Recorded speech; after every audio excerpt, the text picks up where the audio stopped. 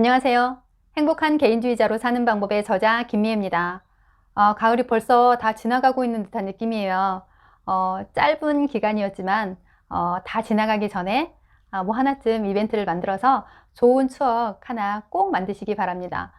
저는 가을 하면 단풍 뭐 이런 거보다 저는 서울 청계천이 생각이 나요. 제가 청계천에서 이제 좋은 추억을 만들었었기 때문인 것 같아요. 그래서 계절의 어떤 그 고유 의미보다는 그 계절에 있었던 어떤 추억이나 좋은 이야기들이 그 계절을 인식하게 하는 그 어떤 모티브가 되지 않나 싶습니다. 여러분들도 이 멋진 가을 놓치지 마시고요. 좋은 추억거리 하나 꼭 만드시기를 바랍니다. 오늘은 2장 4꼭지 가지 않은 길에 대한 두려움은 갖지 말자 라고 하는 주제로 여러분과 이야기 나눠보도록 하겠습니다. 사람들은 맨 처음에 무슨 일을 시작할 때 그게 나에게 익숙하지 않고 처음 하는 일이면 굉장히 많은 망설이고 두려운 마음이 생기게 되죠.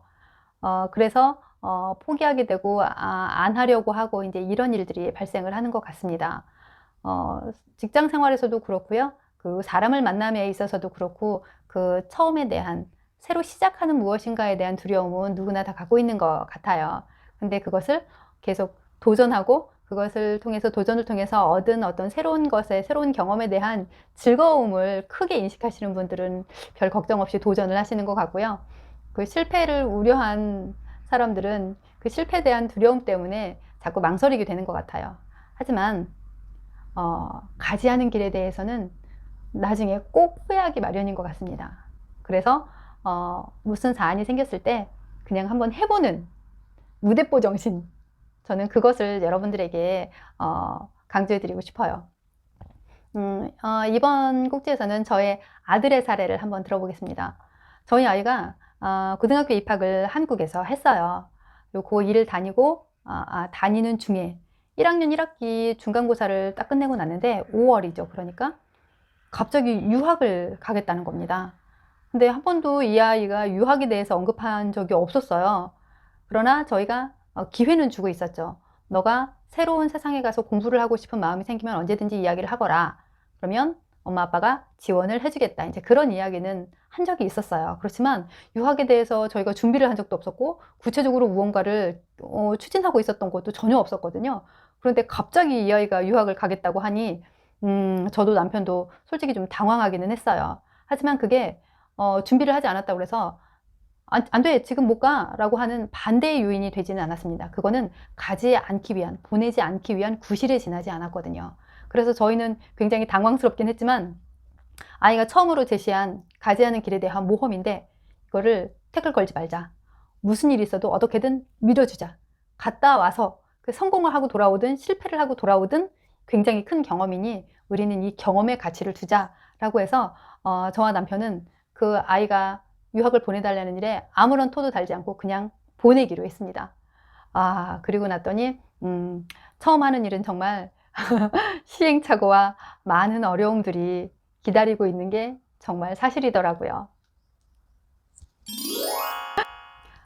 근데 그럴 수밖에 없었던 게 저희 아이가 유학을 가고 싶다라고 한 나라가 룩셈부르크였었어요.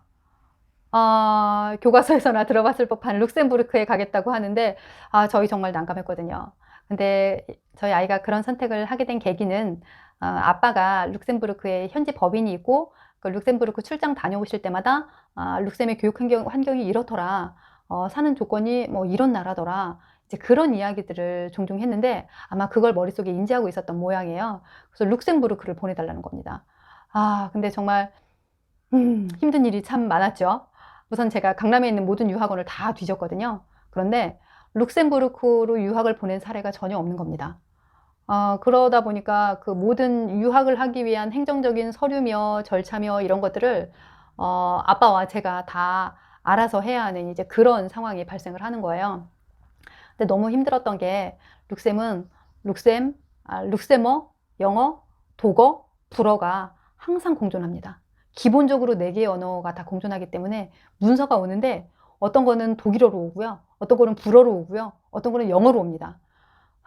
영어 울렁증 있는 제가 그 다양한 언어들, 다양한 그 문서들을 처리를 하려니까 보통 쉬운 일이 아니더라고요.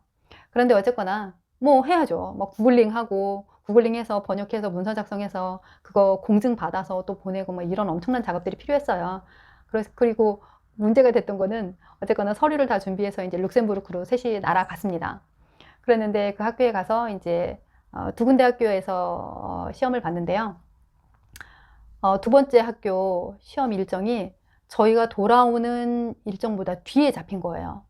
그러다 보니까 저하고 남편은 더 이상 회사에서 자리를 비울 수 없는 상황이라 아이를 룩셈부르크에 혼자 남겨놓고 와야 하는 상황이었던 거예요. 근데 저희 아이가 그때 17살이었고 국내 여행도 혼자는 가본 적이 없는 아이였거든요. 그런데 룩셈부르크는 직항이 있는 게 아니기 때문에 파리의 드골 공항으로 와서 드골 공항에서 이제 인천공항으로 오는 그런 절차를 거쳐야 하는데 저희 너무 불안한 거예요. 할 수 있겠니? 근데 얘는 이제 자기가 유학을 여기서 생각을 했고 어떻게든 여기서 시험을 보고 가야 하니까 해보겠다는 겁니다. 근데 아이도 저희도 불안한 건 마찬가지였죠. 그런데 어쨌거나 아이를 놓고 저희 둘만 돌아왔어요. 그런데 이제 온통 불안과 이 두려움 뿐이죠. 이 아이가 잘하고 올까? 이거 혼자 잘 올 수 있을까? 굉장히 많이 불안했는데 정말 신기하게도 그 일을 혼자 다 해내고 무사히 한국으로 돌아오더라고요. 와, 정말 박수를 쳐주고 싶었어요. 그리고 나서 시간이 좀 지난 다음에 두 개 학교 모든 곳에서 합격 통지서가 왔습니다. 저희는 정말 이건 정말 기적이다라고 생각을 했거든요. 영어 공부를 굉장히 열심히 했던 아이도 아니었고 그 유학에 대한 준비 절차도 저도 처음 해봤던 거라 굉장히 어설펐을 텐데도 불구하고 그 처음 하는 일들의 그 많은 난관을 뚫고 합격이라는 통지를 받고 나니까 그 희열은 정말 엄청나더라고요. 그래서 이런 경험 때문에 새로운 도전을 하나 보구나 저는 그런 생각을 했었습니다. 저희가 만약에 아이가 그 유학을 제안을 했을 때 너 영어 공부 제대로 많이 안 했잖아. 그리고 우리나라에서는 룩셈부르크로 유학을 보내는 채널이 없어. 너 거기 가서 어떻게 살려고 하니? 뭐 이런저런 뭐 사실 경제적인 부분까지요. 많은 것들을 이유로 해서 만약에 그 일을 우리가 추진하지 않았다면 저희 아이가 유학 생활을 할 수 없었을 것 같아요.